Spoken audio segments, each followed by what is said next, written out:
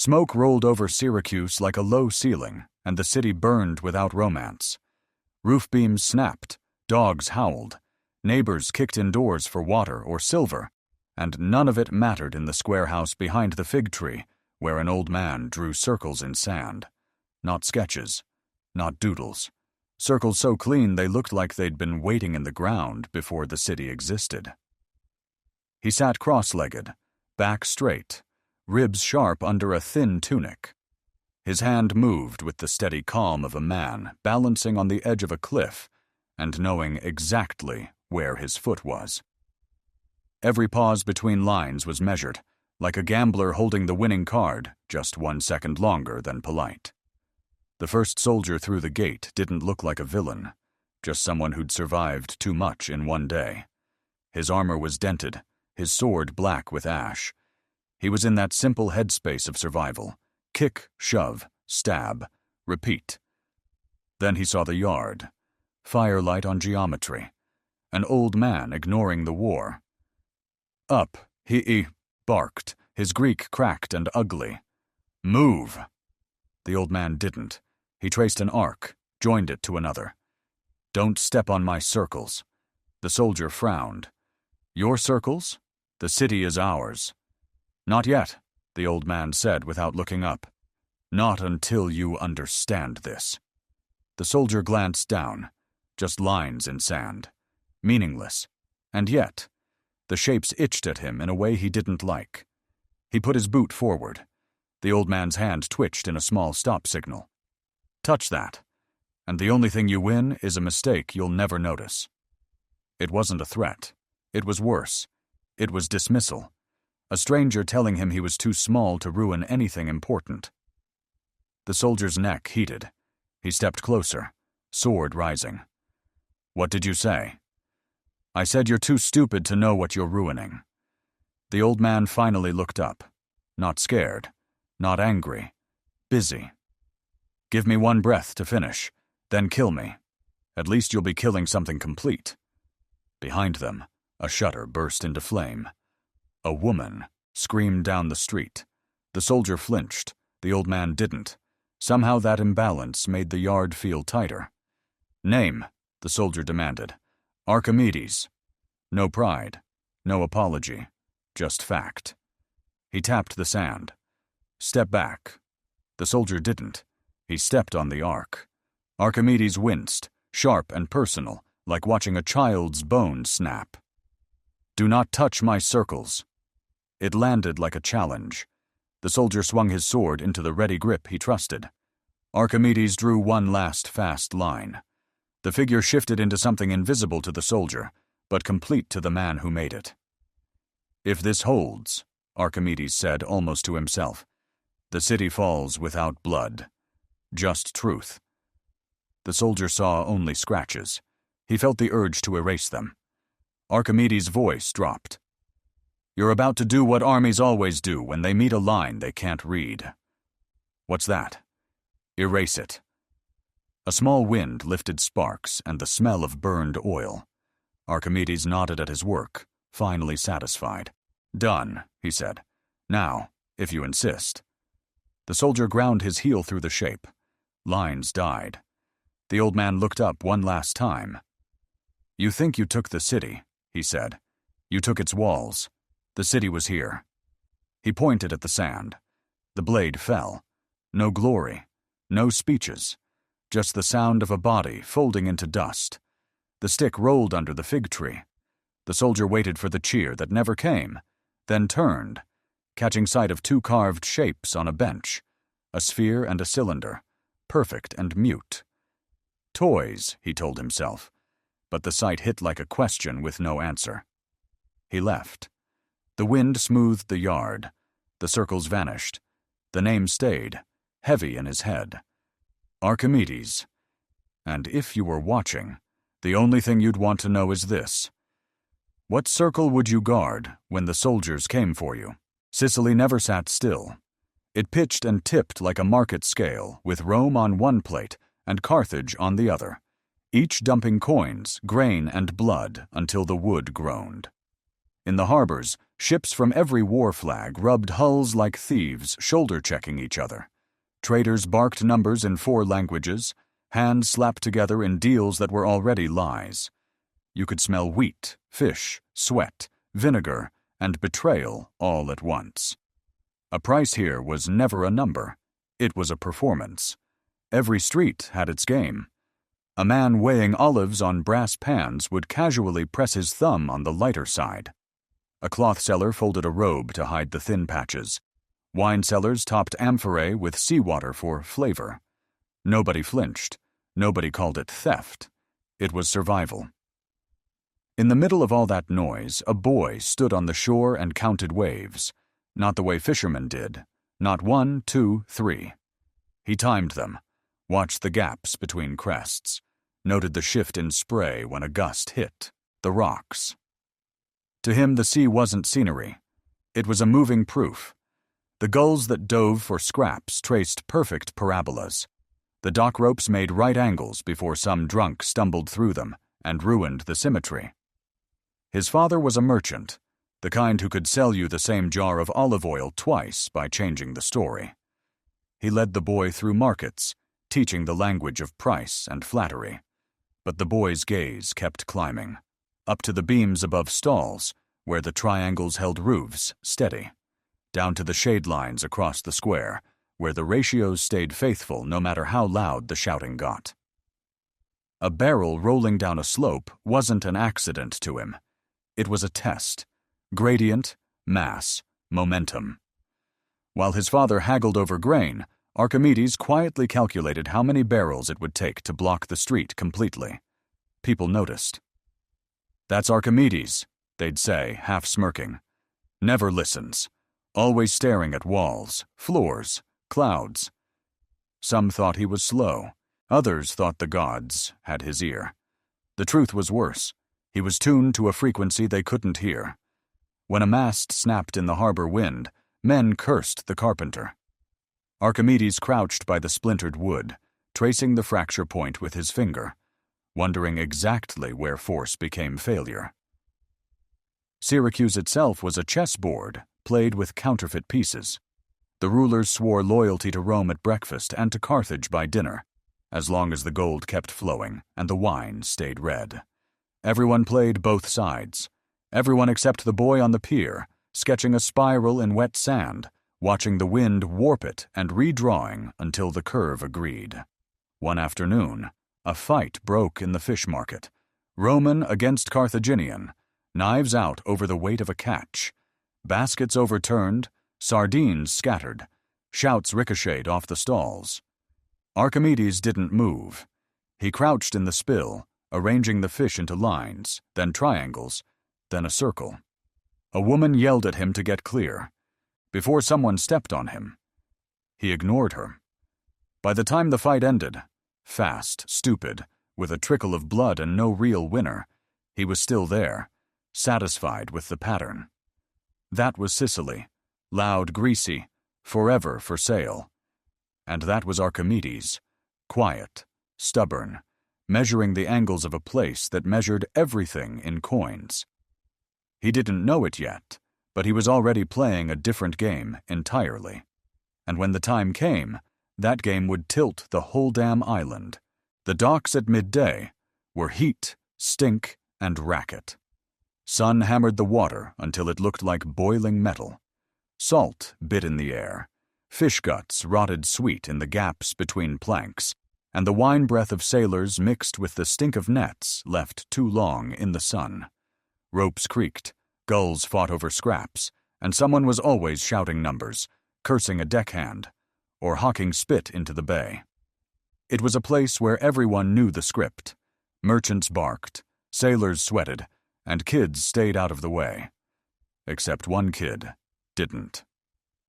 Archimedes stood barefoot, ribs sharp under sun-browned skin, holding nothing but a length of rope and a scrap of driftwood.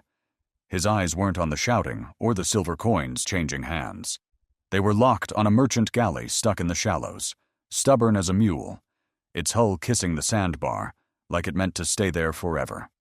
3 men heaved on a rope as thick as a man's wrist. Sweat darkened their tunics. Their boots slid on the planks. The ship didn't twitch. "You'll need 20 men," one sailor grunted. 30, another spat. The merchant waved his hands, red-faced. "Just pull, damn you." Archimedes moved closer, scanning, not the men, but the angle of the rope, the list of the hull, the pull of the tide.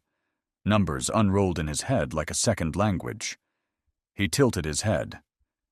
"You could move it with one," he said. The nearest sailor blinked. "One what?" "One man," Archimedes said, holding up the driftwood. "If you've got the right point of leverage." They laughed. The kind of laugh you give to nonsense, so it dies faster.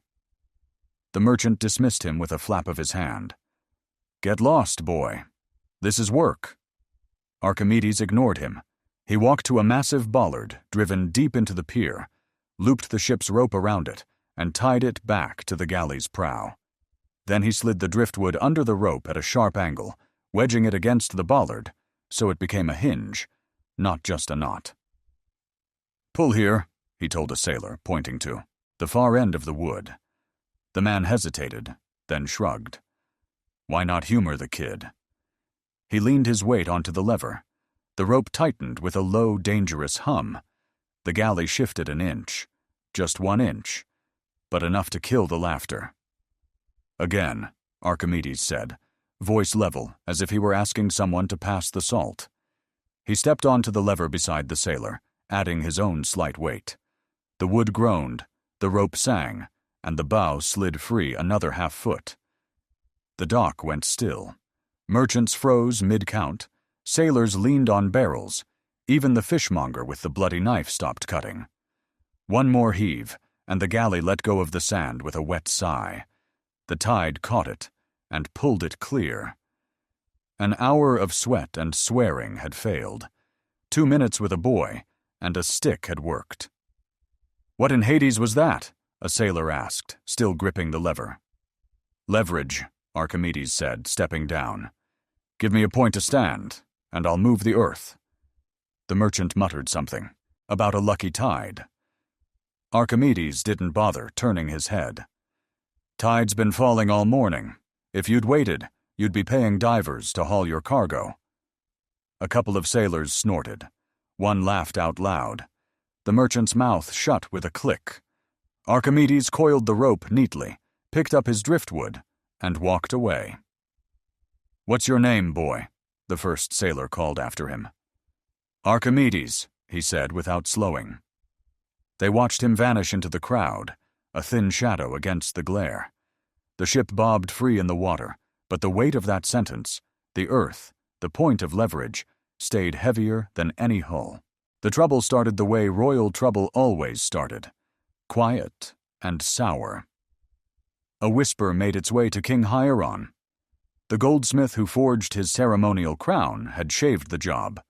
Maybe not pure gold, maybe padded with something cheaper. The crown looked fine, heavy enough, bright enough, but the question gnawed. Break it apart, out of the question. "Find me the truth," Hieron told Archimedes, "and keep it whole." For days Archimedes carried the crown like an itch in his skull. He turned it in his hands, felt its weight, watched sunlight crawl across the metal. He thought about density, volume, the unique heaviness of gold. He thought until thought itself became noise. Nothing fit.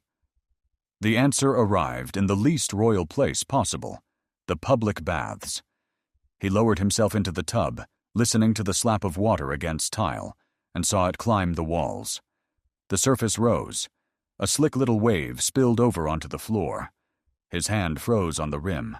Volume. Displacement. He could measure the crown without harming it. Compare that to pure gold. The fraud would show itself in the waterline. "Eureka," he said, then louder. "Eureka!" The bathkeeper glanced over just in time to see Archimedes stand up, bare and grinning like a mad thief. He didn't towel off, didn't even bother with sandals. He yanked on a tunic over wet skin and bolted into the street, water slapping from his elbows, leaving a trail through the dust. He tore down the market lane, muttering figures like curses. Fishmongers swore as he splashed their stalls. A potter shouted about the clay he'd just set in the sun. Kids ran alongside, laughing at the dripping old man who looked like he'd lost a bet with the sea. By the time he reached the palace, the guards were already grinning. "Lose something in the harbor?" one asked. "Tell your king I have his answer," Archimedes snapped, still breathing hard. Inside, Hieron was mid-sentence with a scribe. He stopped when he saw the puddles forming under Archimedes' feet. "Archimedes," he said, half amused, "you've brought the bathhouse to my floor." "I've brought proof," Archimedes said. "A basin of water, a weight of pure gold equal to the crown, and the crown itself." Servants hustled. Archimedes set the gold in the basin, marked the water line with a fingernail, pulled it out. Drops slid down like coins back into the pool. Then the crown went in. The water climbed, higher than the mark. Not much, just enough. Enough to call someone a liar. "It's not pure," Archimedes said. No ceremony. "Silver mixed in. Same weight, more volume." The room went quiet. The goldsmith's color drained. Hieron's jaw tightened, not just at the theft, but at being made a fool in front of his court. "You're certain?" he asked. "As certain as I am that your floor will be dry by sunset," Archimedes said. "You paid for gold. You got a diluted truth." The king's fingers tapped the arm of his throne. "You could have told me this in private." "I just did," Archimedes said, looking him straight in the eye. "Whether you shout it or hide it, that's your choice, not mine." It was the sort of reply that earned enemies in every court, but Archimedes didn't care. The measure was clean, the logic unshakable. That was the point. When he left, his tunic still clung damp to his back, but his head felt clear. Behind him, Hieron held the crown, heavier with insult than with gold. They walked the dry ridge above the harbor, the kind of afternoon where the heat didn't just press. It clung, turning skin to parchment.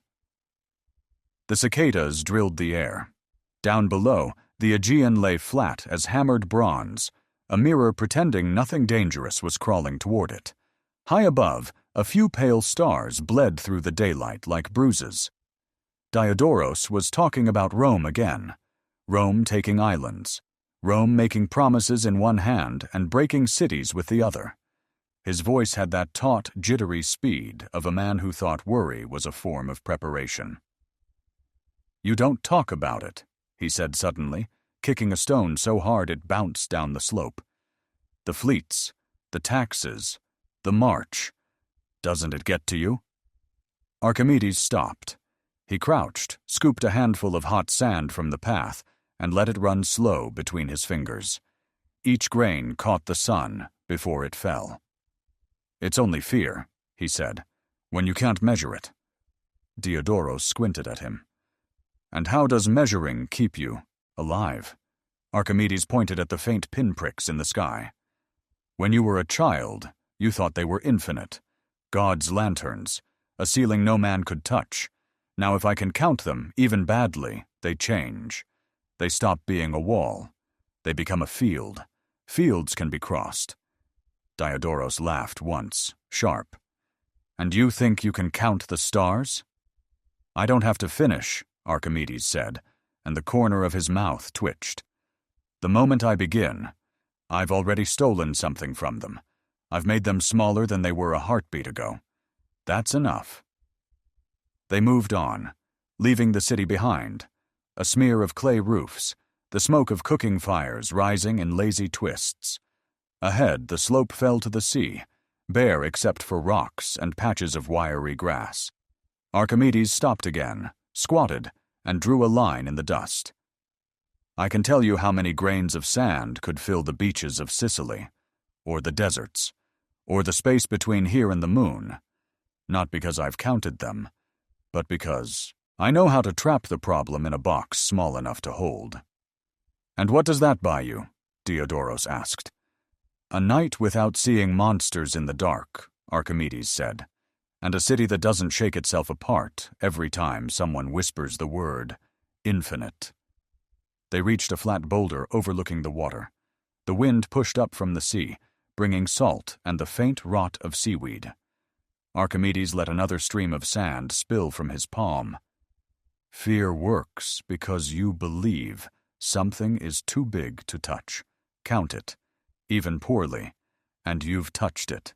And once you've touched it, it belongs to you. Diodorus looked toward the horizon, where the first true stars stabbed through the dusk. So, how many? He asked, almost mocking. Archimedes didn't look away from the sky. More than you think, fewer than you believe once you start. The sun sank. The sky went deep blue.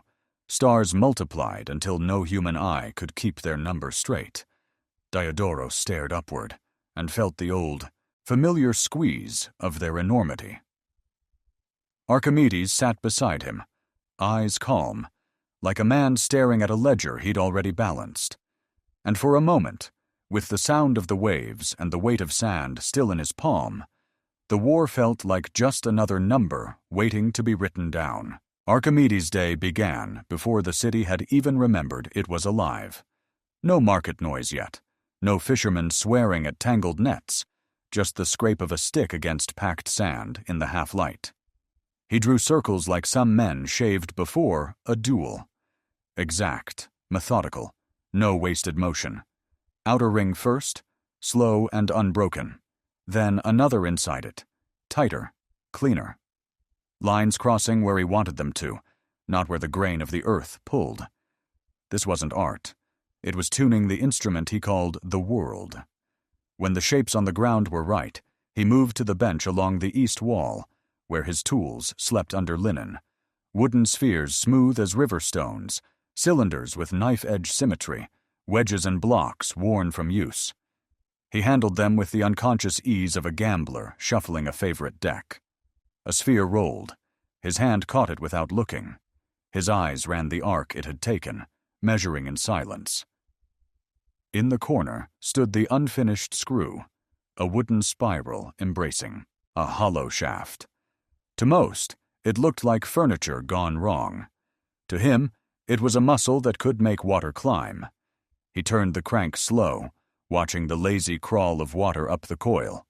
Then he reversed it, eyes following the way droplets clung to the edge before falling back. Every turn told him where the gap was too wide, where the curve needed shaving. On a wax tablet beside him, numbers appeared in quick strokes. Ratios, weights, lengths, half-thoughts caught before they evaporated. He didn't write for memory. He wrote to keep the world from slipping out of calibration. By mid-morning, the outside world started leaking in. The hum of merchants bargaining, the scrape of sandals on stone, a drunk laughing too loudly in the wrong key. Archimedes didn't slow. A neighbor once joked he wouldn't notice if Syracuse burned until the smoke drifted across his diagrams. He'd looked up just long enough to answer, "If it burns, I'll still want to know whether the ash outweighs the stone." Sometimes students came, young and bright-eyed, expecting wizard tricks. He'd hand them a lever and point at a stone the size of a goat. "Move it." They'd strain, the lever biting into their palms, the stone staying where it was. He'd take the same lever, shift the fulcrum with the tip of his toe, and send the stone rolling with 2 fingers. Their jaws always dropped. That was when he'd give them the only explanation they'd get. Truth is a lever. Balance it right, and the world moves. Then he'd turn back to his bench, leaving them with the lever in hand and a problem they'd never stop thinking about. When the sun stood high and the air felt heavy enough to drink, he'd sit in the shade with bread, olives, and wine, idly scratching diagrams in the dirt with his toe. Even eating, his mind moved like his hands, adjusting, testing, refining. He didn't chase ideas for glory or novelty. Every line, every curve, every tool was aimed at one thing, finding the invisible hinge points that made everything else possible. The fulcrums between water and air, pressure and release, what could be done, and what men swore couldn't. And every single morning began the same way, circle after circle in the sand, a ritual that told him the day was already in balance. Whatever the world outside his walls chose to do after that was its problem. The messenger found him ankle-deep in the courtyard pool, his hands on the crank of the screw pump, coaxing water up the spiral like a man persuading a stubborn mule.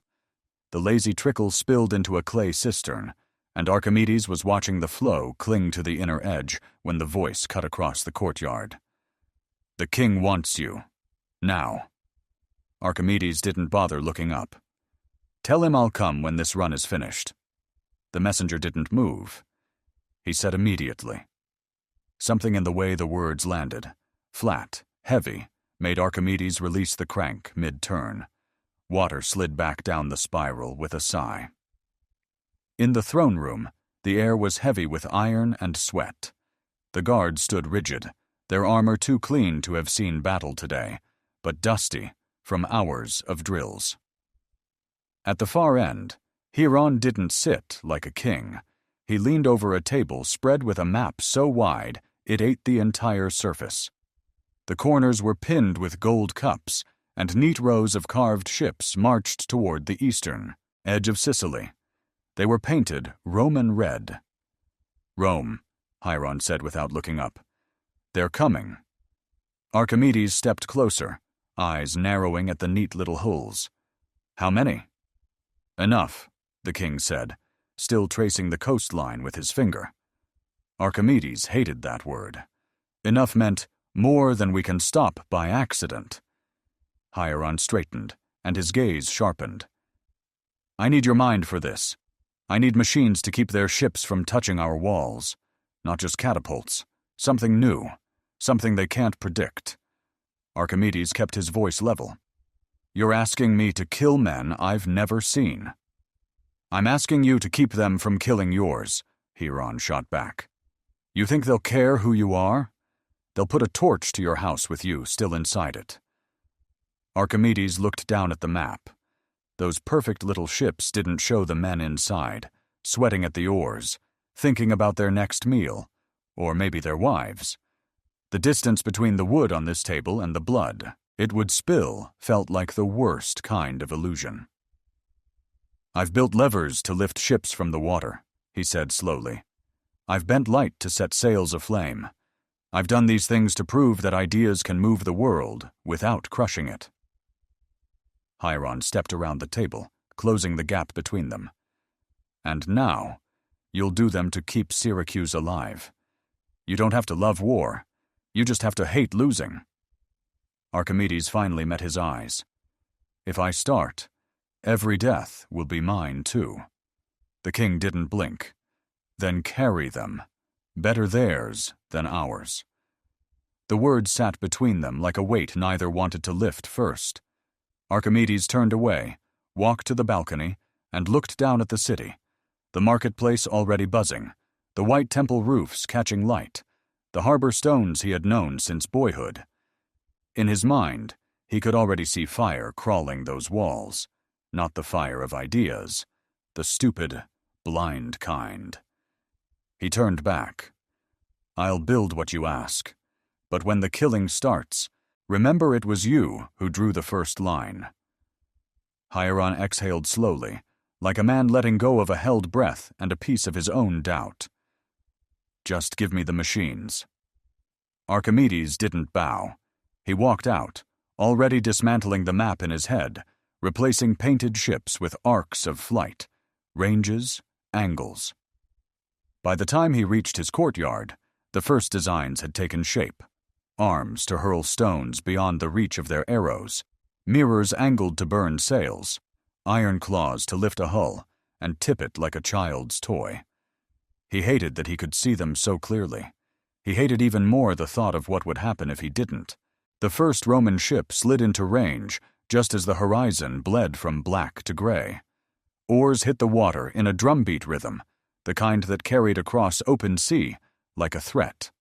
Archimedes stood on the eastern wall beside the captain of the guard, one hand resting on the sun-warmed stone, his gaze locked not on faces, but on angles.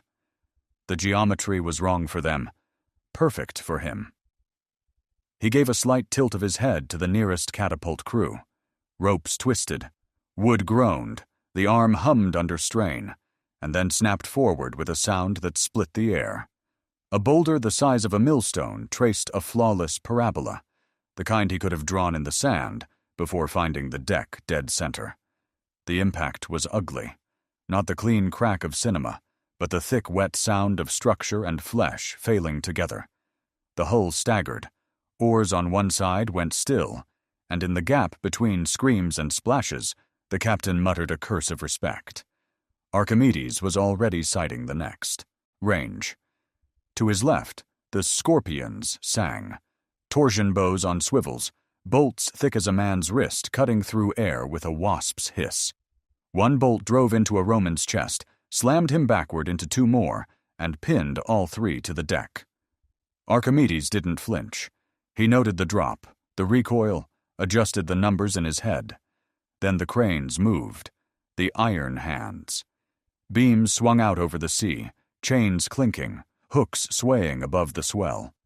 The Romans, thinking they were safe, pushed closer. One hook plunged, caught the prow like a thief grabbing a purse strap, and the winch crew hauled. The ship's nose rose from the water in slow defiance of its own weight. Shouts turned to panic. A few soldiers jumped early. The rest clung to the deck until gravity reclaimed its prize, slamming the hull sideways into the surf, snapping oars and hurling armored men into the white churn. The wall erupted in cheers. Names were shouted. His name, loud and proud.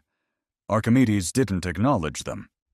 His eyes lingered on the bobbing helmets, the concentric ripples where bodies had gone down and not returned. By midday, the sun burned high enough for the mirrors. Dozens of polished bronze shields, angled just so, became a single white spear of light. It struck a ship's sail. For a heartbeat, nothing. Then the cloth browned, smoked, and bloomed into flame. Wind did the rest, carrying fire across the rigging faster than buckets could chase it. Archimedes tracked the blaze without blinking. He'd spent months perfecting those angles. This was the proof. But the proof was screaming and cutting down its own mast. When the Romans finally broke formation and retreated beyond range, the defenders roared like victors in an arena. Archimedes turned and walked down from the battlements into the cool shadow of the gatehouse. His hands smelled of oiled wood and bronze polish.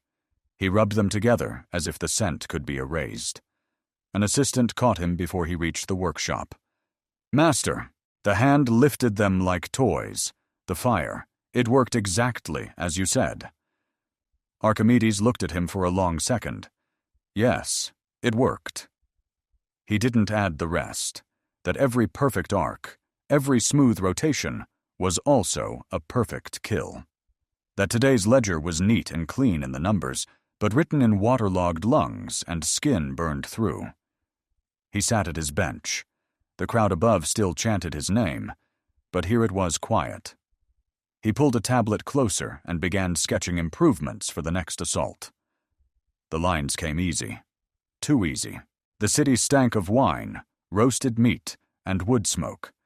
Torches flared in the warm night air, each one making the shadows twitch. Music rattled off the stone walls. Drums pounded, flutes screamed. Voices rose in uneven harmony. Syracuse was throwing itself at the festival of Artemis like a drowning man at driftwood.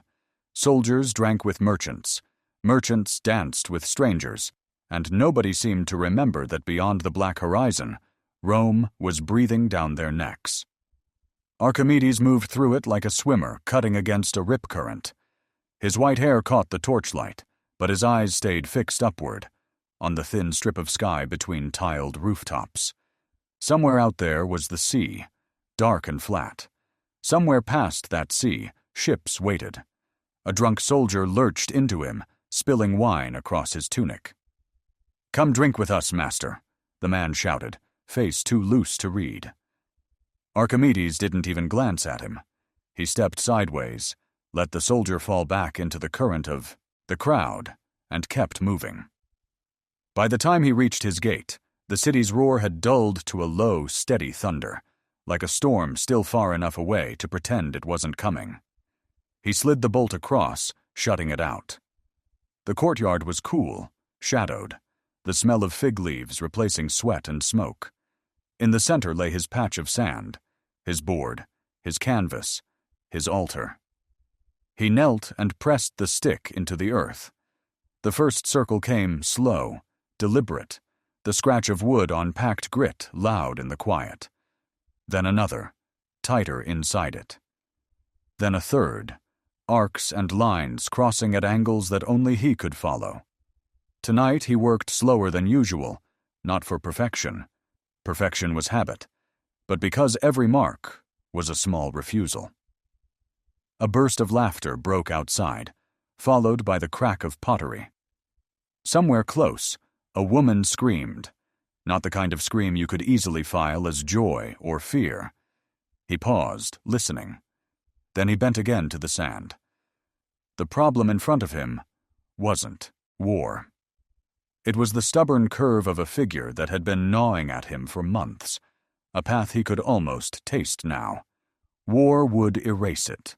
War always erased this kind of work, but for the moment there was still the line, and the line still deserved finishing. A shadow broke the torchlight at the gate. One of his younger assistants leaned in, face bright with festival fire. "They're saying the Romans won't attack during Artemis's night," the boy offered, as if words could reinforce walls. Archimedes didn't look up. "The Romans don't pray to Artemis," he said, and the stick kept moving. The boy hesitated. "Shouldn't you prepare? In case—" "This is preparation," Archimedes said. His voice was even, almost tired. "If I stop thinking tonight, they've already taken the city." The boy shifted, at a loss, then left without another word. Archimedes finished the last arc and sat back, the shapes around him glowing pale in the thin spill of torchlight over the wall. He traced one with his fingertip until it closed in on itself, seamless, complete. Outside, the music and shouting kept rolling, oblivious. Inside, the circles held their ground, silent and exact, balanced, untouchable, at least until morning. The morning came without warning. No trumpets, no bells, just a silence too heavy for Syracuse. The festival was done, the wine drained, the streets littered with broken cups and sleeping bodies. Half the watchposts stood empty. Archimedes was already awake in his courtyard. The sun was still low, but the sand at his feet glowed pale under its first light. He was bent over, drawing, one precise curve after another, when the first sound reached him. Not the pottery clink of neighbors cleaning up, but the deep, bone-shaking crack of a door ripped off its hinges. Then voices, hard, clipped, foreign, the clash of steel, and footsteps, measured, armored, too heavy to be panic. The bolt on his gate didn't break so much as explode inward. A Roman filled the space, sweat-cutting dark lines through the ash on his face, sword in hand. His helmet was dented, his breathing even, as if the killing so far had been a warm-up. He stopped. This wasn't the room he'd expected. No treasure, no captives. Just an old man crouched in the dirt, a stick moving in slow arcs. Archimedes didn't look up. He marked another segment in the sand, his wrist steady as if the crash of the gate hadn't happened at all. "Up!" the soldier barked, his Greek thick and jagged. "Not yet," Archimedes said. His voice was calm, almost distracted. "If I stand now, the proof collapses." The soldier frowned. "Proof?" "That I'm right." The stick moved again, an intersection completed. The soldier took a step closer. "Get up, now." Archimedes sighed, as though inconvenienced by a stubborn child. "Do you know what you're looking at?" The soldier glanced down. Lines, curves, shapes without meaning. "Nothing." "That's what you see," Archimedes said softly. "But nothing is the word people use when they don't have the measure for what's in front of them." The soldier's jaw flexed. His grip on the sword tightened. He had no patience left for riddles. "Move away," he growled. Archimedes finally lifted his eyes. They were dry, focused, measuring him the way one might measure a column for load. "If you step on it, you'll prove only one thing, that you can't tell the difference between something and nothing." A pause. Too long, too sharp, the wrong thing to say to a man whose language was steel. The soldier stepped forward and ground his boot into the largest circle. The perfect arc collapsed into a smear. Archimedes winced, not at the man, but at the fracture in the geometry. "Don't touch my circles," the soldier smirked. "They're already gone." "You haven't earned the right to ruin them," Archimedes said. It wasn't anger. It was dismissal. The soldier's patience snapped. He raised the blade in a two-handed grip.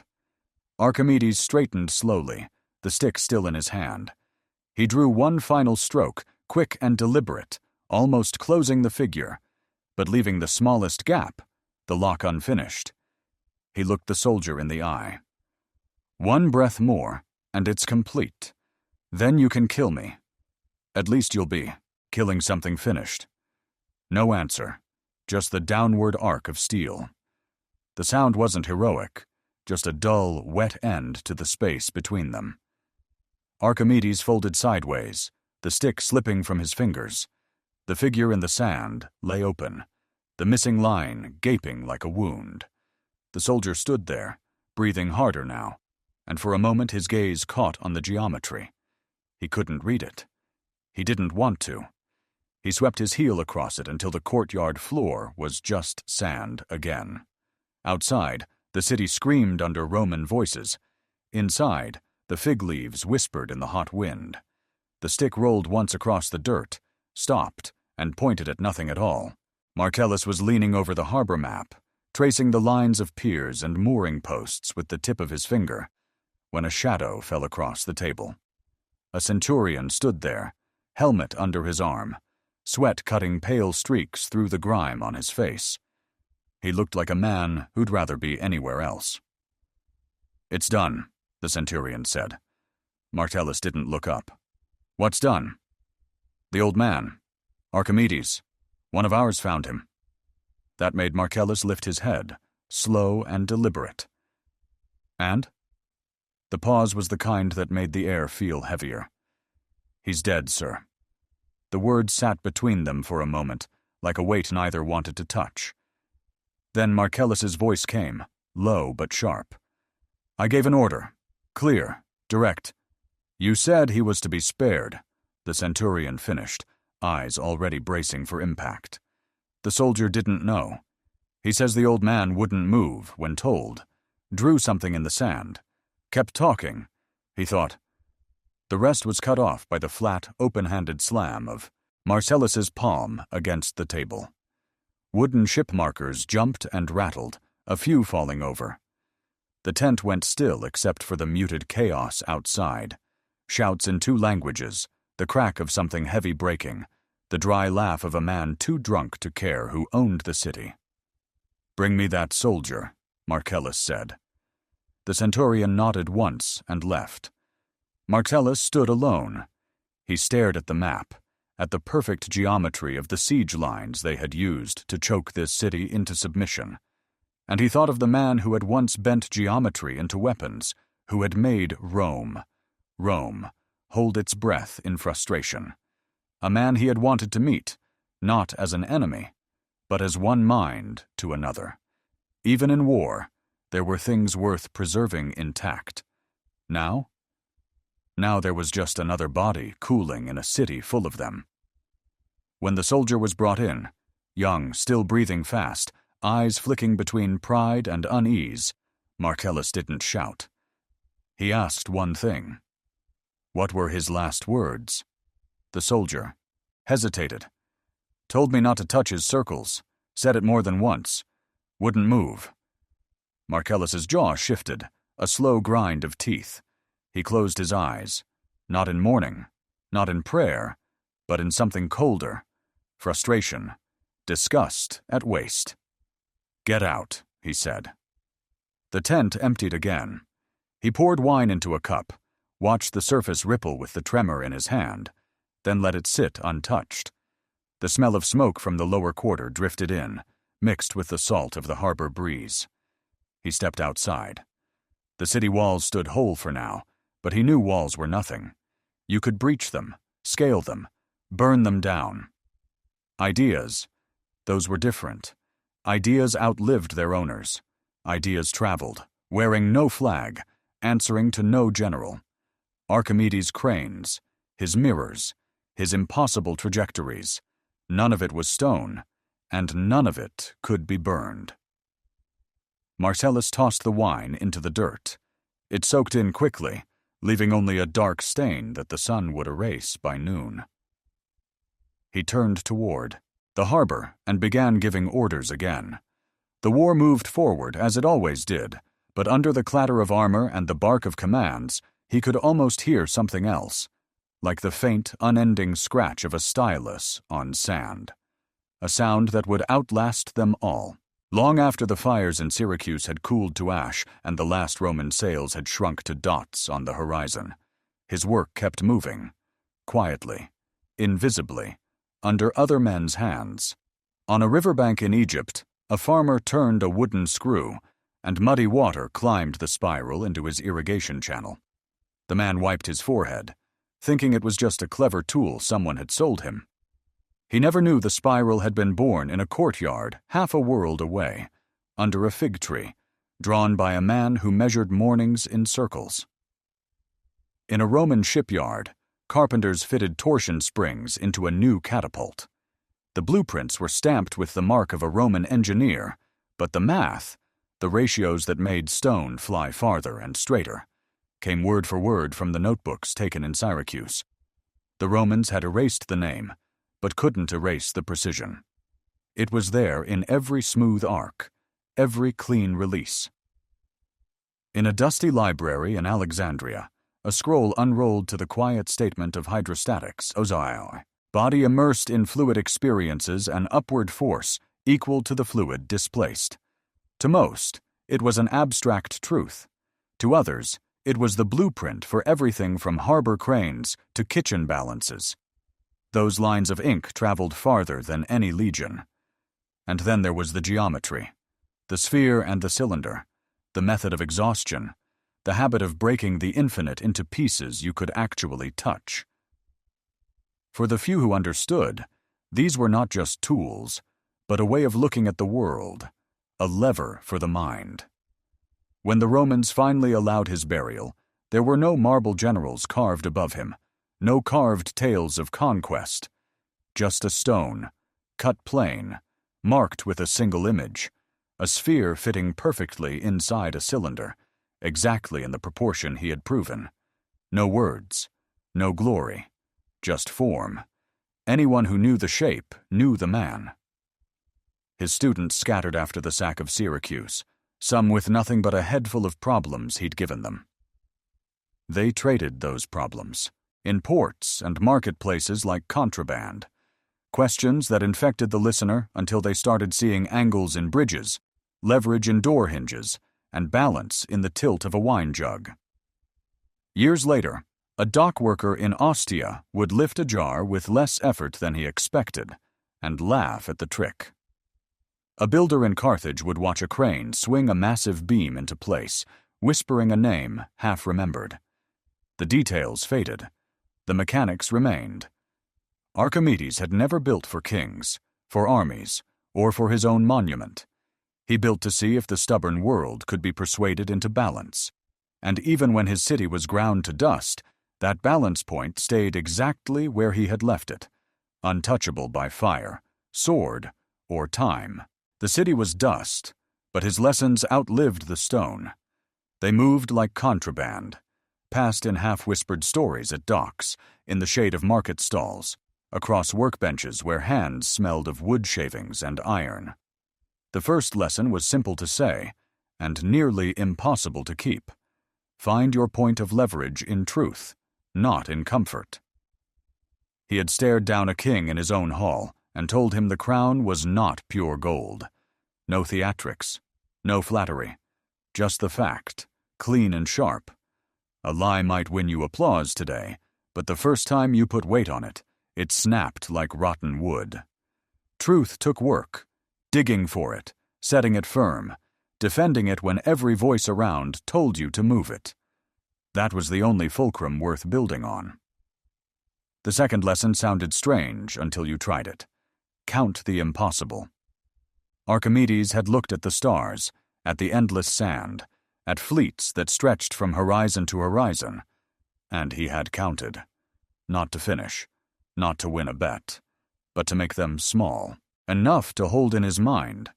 A handful of sand could be measured, then multiplied. A fleet could be mapped, then plotted. The moment you broke the infinite into something with a number, it lost its power to paralyze you. You didn't have to reach the end, you just had to start. Starting turned fear into math, and math could be fought. The third lesson was the hardest for most to swallow. Choose thought before the sword. He had built weapons that could pluck ships from the sea and burn them where they floated, but they were never his first move. His first move was a line in the sand, a model on a workbench, a question turned over until it broke open. The sword meant you had run out of better ideas, and if you were honest, running out of ideas was almost always your own fault. These weren't written in marble. No lawmaker carved them into city gates. They survived because men carried them in their heads. A young shipwright in Alexandria would hear the story of the boy who moved a galley with one lever. A stonemason in Corinth would pass along the tale of the old man who caught a lie in a king's crown without scratching it. A soldier would repeat how he burned Roman sails with nothing but sunlight and mirrors, and then went back to drawing circles in the sand. 3 rules. Truth as the only fulcrum. The impossible made countable. The mind before the blade. They weren't slogans. They were tools. The kind you kept hidden until the day the world tried to make you forget how to use them. And when that day came, you either reached for them, or you didn't. The courtyard was empty. No circles in the sand. No stick leaning against the wall. No old man bent over his proof. Just a patch of earth smoothed flat by boots and wind. Somewhere beyond the ruined gates, the Romans were counting their spoils. Beyond them, in cities that hadn't yet heard the news, other wars were already being planned. Other walls marked for breaking. Other names, not yet written, would be crossed out. Archimedes was gone. But the question he left behind didn't need paper or stone. It lodged itself in the back of the mind, where it waited. Armies will come. They always do. Sometimes in armor and helmets. Sometimes in tailored suits and polished smiles. Sometimes in neat columns of paperwork that take more from you than any sword ever could. They'll come with noise and confidence, backed by numbers they're sure are on their side. They'll tell you it's easier if you just move. Step aside. Compromise. Be reasonable. And in that moment, there's only one thing that matters. Where is your line? The one they can't buy. The one they can't scare you off. The one that exists because you drew it, not because anyone else allowed it. Archimedes had his, scratched into sand with nothing but a stick. It wasn't a wall, or a fleet, or a law. It was an idea, perfectly balanced, worth more to him than his own heartbeat. When the soldier told him to move, he didn't beg. He didn't bargain. He didn't explain. He simply said, "Don't touch my circles." And he stood there until he fell. You have one too, even if you haven't admitted it yet. It might not look like a circle.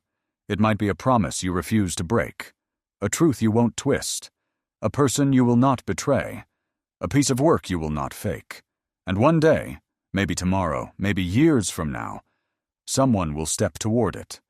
With a boot, with a pen, with a blade. You won't get to check a calendar or rehearse your answer. You will either hold the line or explain for the rest of your life why you didn't. Archimedes didn't leave you his machines, his equations, his city. All of that can be rebuilt, stolen, or burned. What he left was proof. Proof that one person can choose a line and stand on it, even when it costs everything. So the question is not whether the armies will come. They will. The question is which way you'll be facing when they do.